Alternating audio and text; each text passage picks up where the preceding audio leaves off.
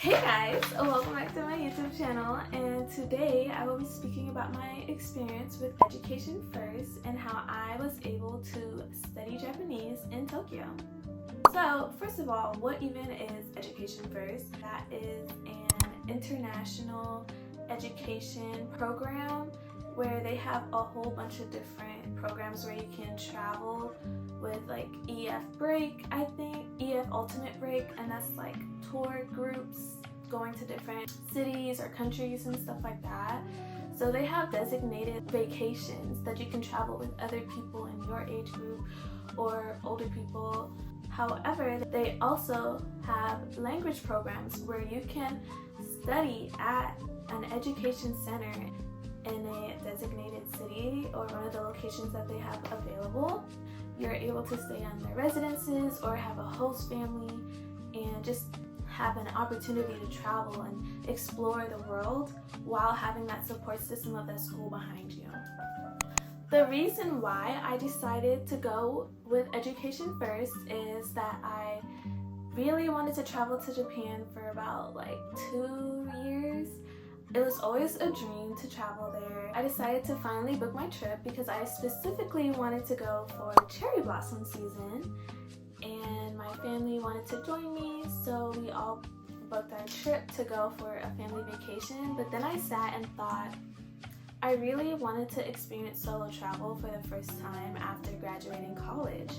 So I was like, I always hear about Education First through ads that I always see on my Instagram, and then one of my coworkers at the time last year told me how she did an EF tour in Italy or something. So she didn't do the language program, but she did the tour, and she was saying how she just enjoyed her experience so much. So that made me realize that EF is an legit company and they're trusted with a whole bunch of people. That made me really comfortable to take that step and study Japanese with them. I also set a goal for myself to study about 5 different languages by the time I'm 30. I just feel like it's so important to immerse yourself in cultures all over the world, and it's an asset to have, being able to speak to people in any career field or whatever. So I was like, well, since I'm going there, I might as well study and pick up some Japanese. Okay, I keep seeing these ads, I am just gonna go for it. And so I did my research. I decided that I only wanted to stay about like almost a month, so I did 3 full weeks. I decided that 3 weeks would be enough time for me to see enough of Japan, but also to the point where I wouldn't be homesick, considering it is my first time solo traveling. Since I was really interested in learning a new language and it was my first time solo traveling, I was like, this is the perfect opportunity to sign up with the school and have that support system behind me where they give me a host family or a place to stay. I get food included, I get to learn the language, and I get to meet people like there without wondering how am I gonna immerse myself in the culture and meet friends and stuff and not feel so lonely. So I just felt like it was a really good opportunity to invest in, and I felt really comfortable being able to travel by myself but still having people in control of where I'm going. So I did book that trip, and I ended up going to Japan March 20th, around that date, because that was when the forecast for the 2024 cherry blossom season would begin. So me and my family would see the cherry blossoms, and then we would be in Japan touring around the whole country for 10 days, almost 10 to 12 days. Then after that, I would just go to the school and they go back home.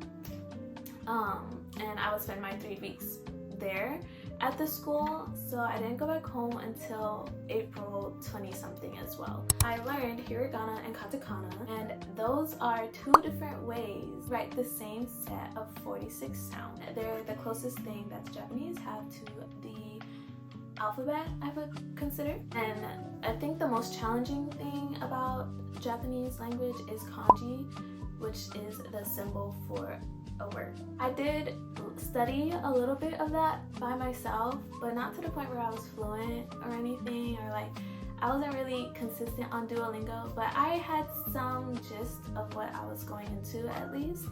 And so when I arrived at the school, I still chose the very most beginner level to study, like complete zero. When I arrived to the school, they did teach me hiragana, katakana, a little bit of katakana, some kanji, but not only were they teaching you that at the beginner level, but I was also able to learn romanji. So romanji is basically the English writing of Japanese sounds, I guess.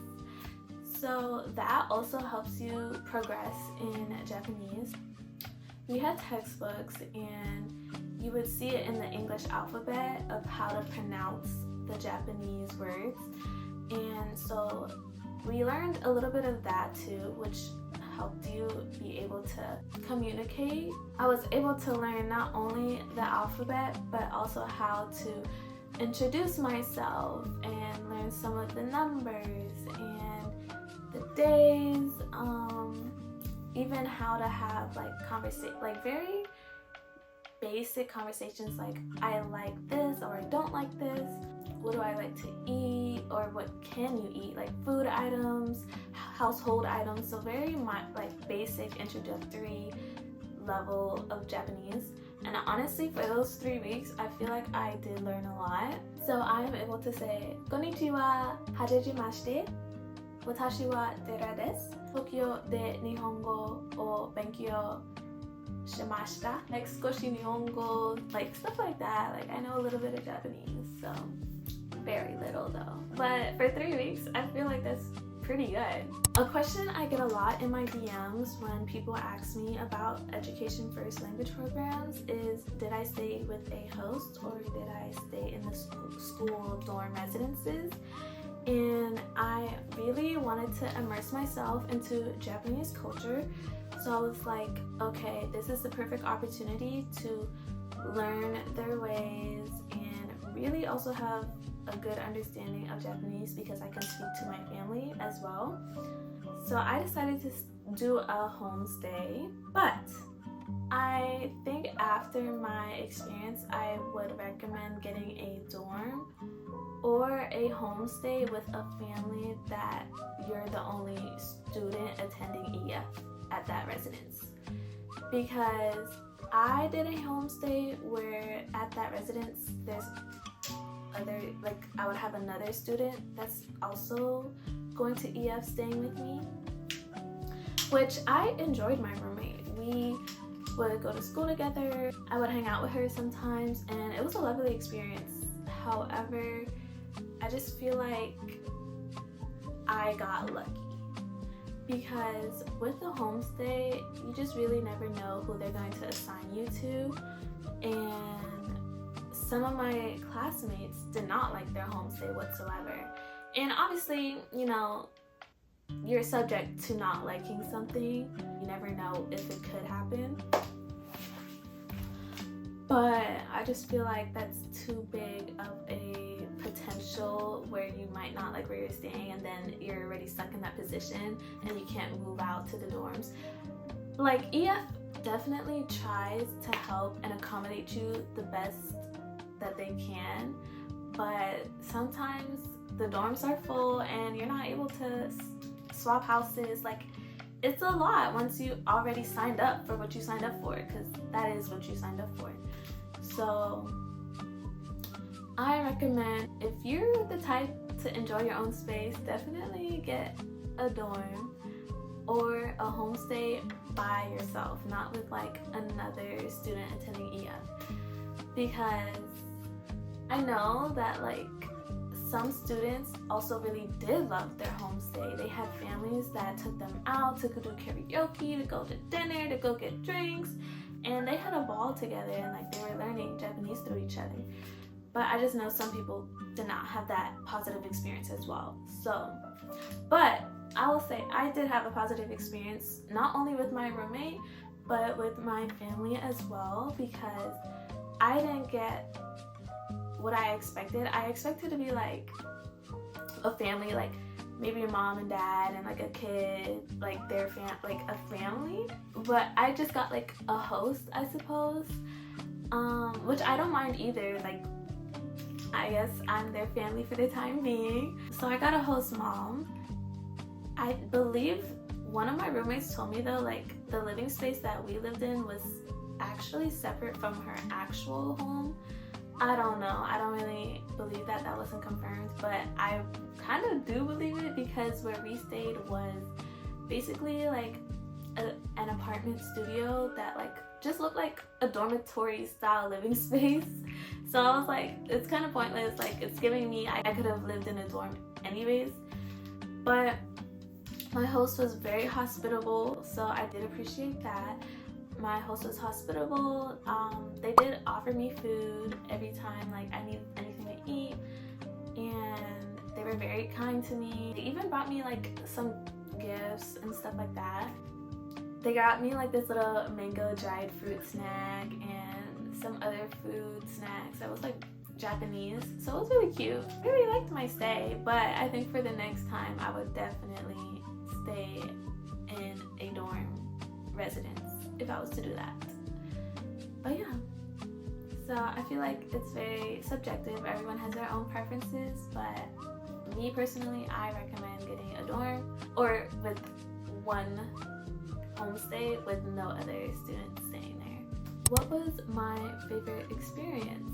I think my favorite experience of attending EF was that it was my last week of school, and you know, I got along with my roommate, but we never hung out until the last week, because I think we were both leaving the same weekend, even though she's been at the school longer than me actually.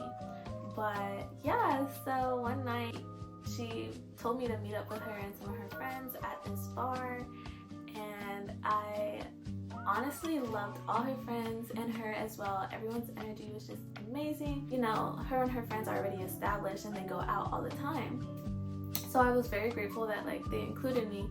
It was so random this night. We was just chilling at the bar and I was like, oh yeah, we're gonna go home.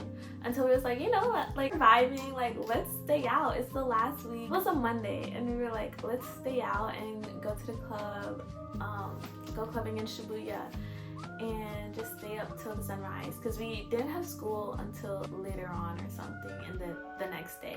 So we had time to rest after. So it was like, let's do it. So literally we just decided not to go back home and we just stayed out all night, and it was so much fun. We went to clubbing at Adam, and Adam Shibuya has like 4 different levels with different music on each level.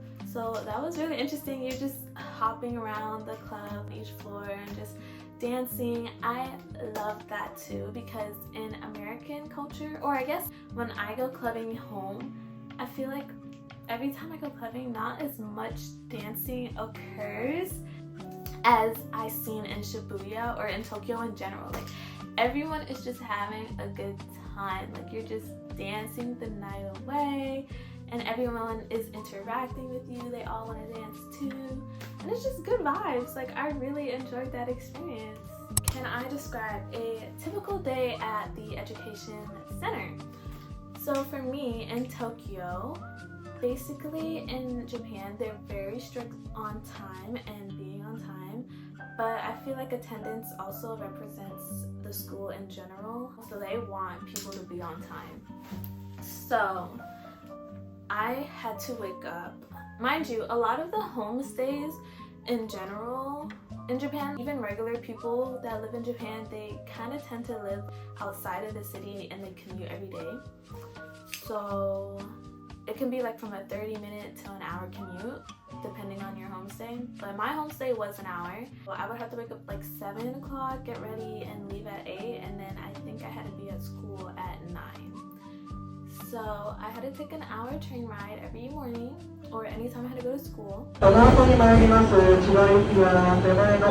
education center is right smack dab in the middle of Shibuya, so I really enjoyed that, because then you could just go shopping at 109 Shibuya. Shibuya is like the center point to go anywhere, so I would often explore all over Tokyo after class. I would start classes at 9. Class would be like around 30-40 minutes, or some classes I think would be like 1 hour and a half. And in the longer periods of class, you do get a break in between. And then you also get a lunch period too, I believe. Yeah, that would be like my typical day. I think I would have like 4 classes, and then normally I would get out around 2 p.m. So after 2 p.m. I just go explore with my friends, or go get lunch, or go shopping. They just give you freedom after class to do really whatever you want, because you are there to do what you want. They also do have social events that you can sign up for through the Education First app that they have for students. So they have events, like social events, that you can meet people in the school as well. But I don't think I ever signed up for those. I just naturally made friends there, and I just wanted to do what I wanted to do, really. So I was like, okay, bye. Like, I came there with a plan. I came there with a mission. I only had 3 weeks. I was like, okay, I need to go do this. I need to go do that. I need to go do this.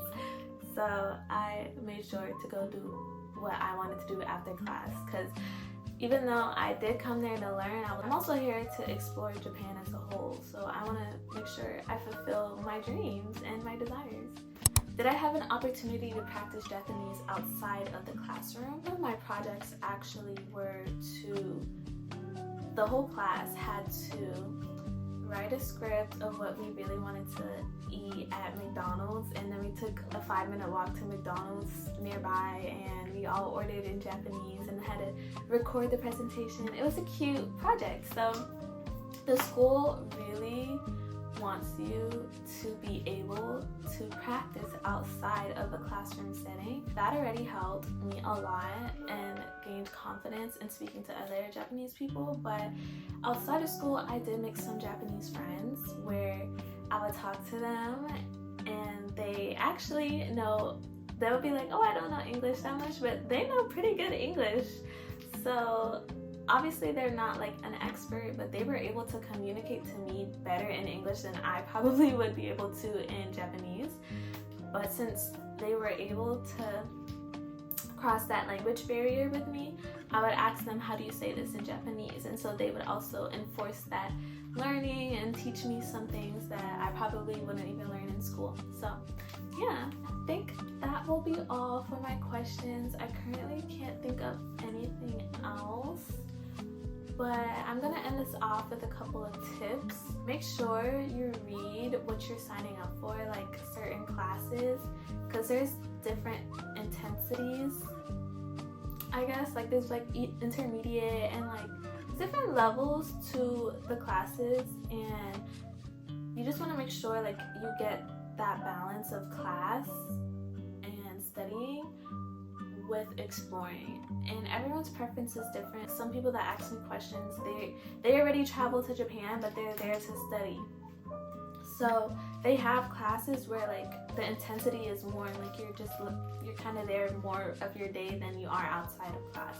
But me, I wanted to learn, but I also did want to explore at the time.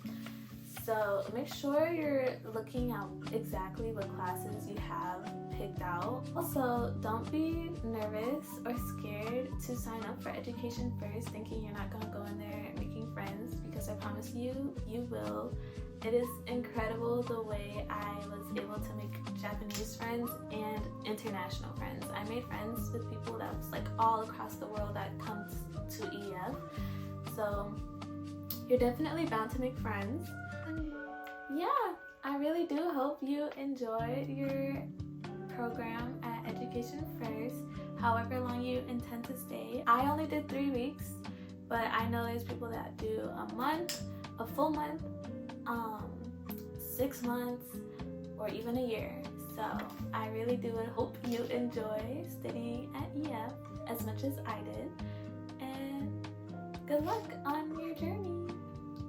Thank you guys for watching, and if you do have any more questions on Japan or Education First language program in Tokyo, just let me know in the comments and I'll be happy to answer them. See you in the next video. Bye!